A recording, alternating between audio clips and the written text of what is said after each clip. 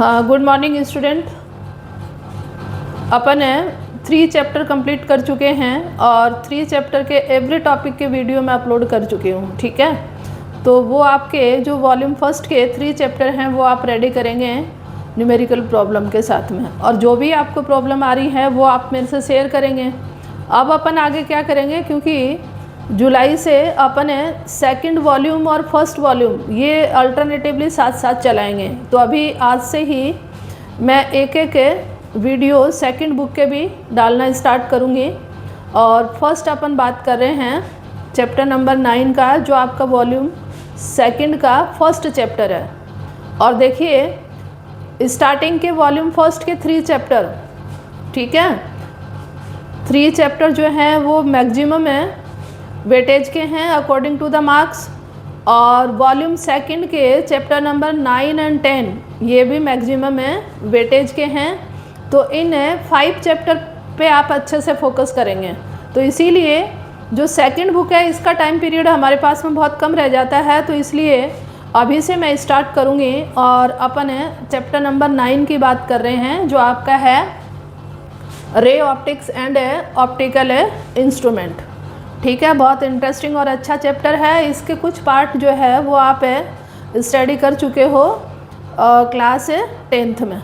ठीक है, और अब अपन बात करेंगे थोड़ा सा उसका मॉडिफिकेशन फॉर्म। और ऑप्टिकल इंस्ट्रूमेंट आप फर्स्ट टाइम स्टडी करेंगे तो बहुत ही अच्छा चैप्टर है और शुरू से फोकस करेंगे। तो देखिए आपका जो 8th चैप्टर है वो है इलेक्ट्रोमैग्नेटिक वेव। तो इलेक्ट्रोमैग्नेटिक वेव का जो वेटेज है या 2 या 3 मार्क्स का है, 3 मार्क्स का है, मैक्सिमम 3 मार्क्स का आता है, उससे ज़्यादा का नहीं आता है। तो वो तो मैं उसकी सीक्वेंस में फर्स्ट वॉल्यूम के सीक्वेंस में ही लूँगी, लेकिन एक बार मैं बता देती हूँ कि उस चैप्टर में इलेक्ट्रोमैग्नेटिक वेव को डिफाइन किया गया है। तो इलेक्ट्रोमैग्नेटिक वेव के अकॉर्डिंग देखो, पहले माना जाता था कि जो अपनी लाइट है वो रे की फॉर्म में प्रोपोगेट होती है। फिर लिया गया कि नहीं, वो तो वेव की फॉर्म में प्रोपोगेट होती है। फिर अपने पास में अभी जो अपन स्टडी करेंगे वो लाइट के दोनों नेचर है, पार्टिकल नेचर और वेव नेचर, इन दोनों को अपन कंसिडर करेंगे। तो ये बहुत सारी स्टडी उस समय चल रही थी 19 के दौर में। तो बहुत सारे साइंटिस्ट आए जिन्होंने रे ऑप्टिक्स, वेव ऑप्टिक्स और पार्टिकल नेचर पे वर्क किया। तो देखिए मैक्सवेल ने बताया था कि लाइट जो है वो इलेक्ट्रोमैग्नेटिक वेव है, क्योंकि हाइगन प्रिंसिपल के अकॉर्डिंग क्या था कि लाइट बिहेव करती है लाइक ए वेव।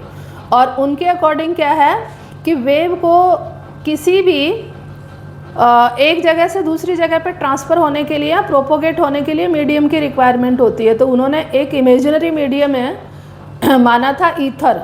और बाद में माइकलसन और मोरले 2 साइंटिस्ट आए थे जिन्होंने ये ईथर वाला जो कॉन्सेप्ट है वो एक्सपेरिमेंटली फ्लॉप किया था। उन्होंने ये किया था कि ईथर नाम का कोई मीडियम है एटमॉस्फेयर में नहीं होता है। ठीक है, तो फिर मैक्सवेल ने ये बताया था कि लाइट जो है वो इलेक्ट्रोमैग्नेटिक वेव है और इलेक्ट्रिक एंड मैग्नेटिक फील्ड जब परपेंडिकुलर रहते हुए ऑसिलेटरी मोशन करते हैं तो उससे अपने पास में इलेक्ट्रोमैग्नेटिक वेव होती है। और electromagnetic can be propagate in A vacuum. तो इसमें किसी भी मीडियम की रिक्वायरमेंट नहीं है। ठीक है, तो देखिए सन के पास से लाइट आती है तो अपना एटमॉस्फेयर से जो ऊपर वाला स्पेस वाला पार्ट है वो वैक्यूम ही है, तो वो वैक्यूम के अंदर ट्रेवल करती है और उसके बाद में अपने एटमॉस्फेयर में आती है, तो वो एयर या अदर मीडियम में भी प्रोपोगेट कर सकती है। ठीक है, तो light is a electromagnetic wave. ठीक है, और इसमें ऑसिलेशन किसका होता है, इलेक्ट्रिक एंड मैग्नेटिक फील्ड का। तो ये तो अपन बहुत ही अच्छे से जब 8th चैप्टर करेंगे तो उस समय एक्सप्लेन करेंगे। तो ये तो अपने पास में मैक्सवेल का था। अब अपने पास में देखिए छोटी क्लासेज में ही आप स्टडी करते हो कि लाइट जो है वो एक रे की तरह बिहेव करती है। तो अपना जो 9th चैप्टर है वो रे ऑप्टिक्स है। तो रे एक्चुअल में अपन किसको मानते हैं, रेक्ट लीनियर मोशन को मानते हैं। स्ट्रेट लाइन में मोशन हो रहा है किसी भी बॉडी का तो उसको अपन मानते हैं रेक्ट लीनियर मोशन।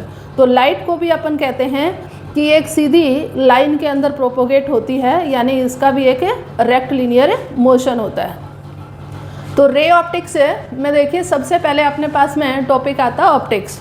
तो ऑप्टिक्स अपने पास में फिजिक्स की वो ब्रांच है जो लाइट के नेचर के साथ में डील करेगी, उसके नेचर को एक्सप्लेन करेगी, प्रोपोगेट कैसे हो रही है उसको एक्सप्लेन करेगी, और थर्ड अपन ने लिया है कि इसका प्रोडक्शन कहाँ से हो रहा है वो। तो ऑप्टिक्स में अपन ने लिखा है कि ब्रांच ऑफ फिजिक्स है which deal with the study of nature, production and propagation of A light. और ऑप्टिक्स की दो ब्रांच हैं, एक है रे ऑप्टिक्स और दूसरा है वेव ऑप्टिक्स। तो रे ऑप्टिक्स में अपन क्या पढ़ते हैं, देखो ये दोनों ब्रांच की आवश्यकता क्यों पड़ी। रे ऑप्टिक्स के अंदर अपन स्टडी करेंगे रेक्टिलिनियर रे,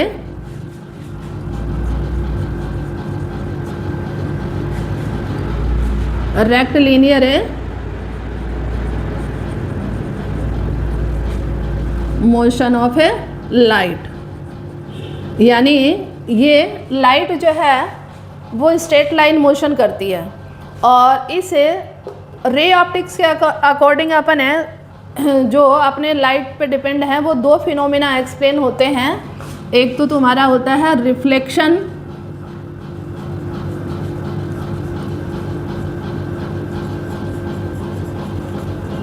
रिफ्लेक्शन ऑफ लाइट, और दूसरा रिफ्रैक्शन है ऑफ ए लाइट। तो इन दोनों फिनोमिना को अपन एक्सप्लेन करते हैं according to the ray optics. Wave optics के अकॉर्डिंग भी फिर बाद में ये फिनोमिना दोनों प्रूव हुए हैं, लेकिन स्टार्टिंग में अपन इनको प्रूव करते हैं according to the ray optics. Wave optics के अकॉर्डिंग देखिए,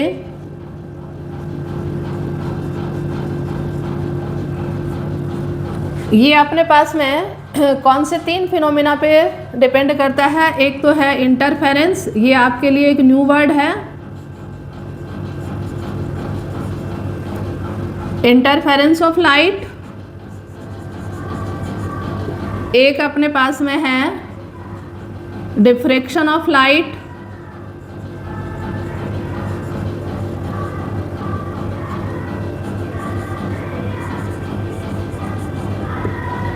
और एक आप स्टडी करेंगे पोलराइजेशन ऑफ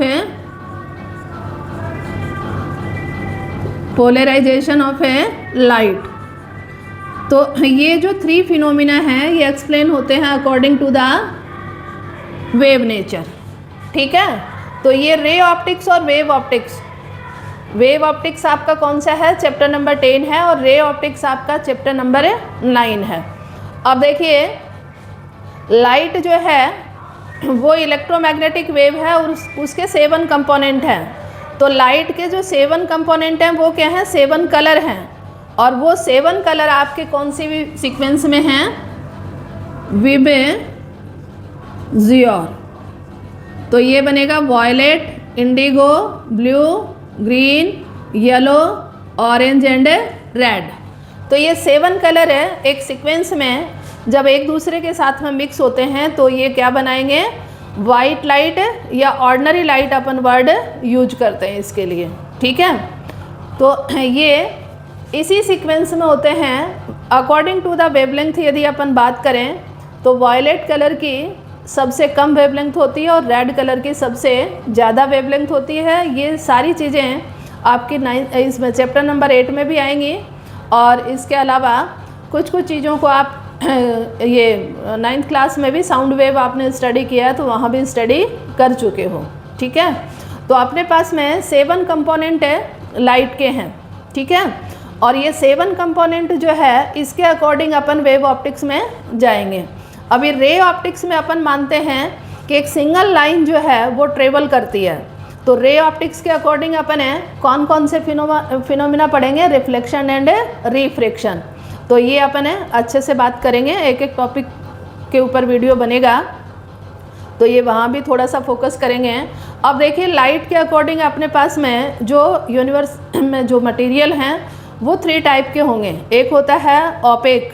ओपेक का मतलब ये है कि जो लाइट को बिल्कुल अपोज कर दे, मतलब लाइट को बिल्कुल भी क्रॉस नहीं होने दे, ठीक है।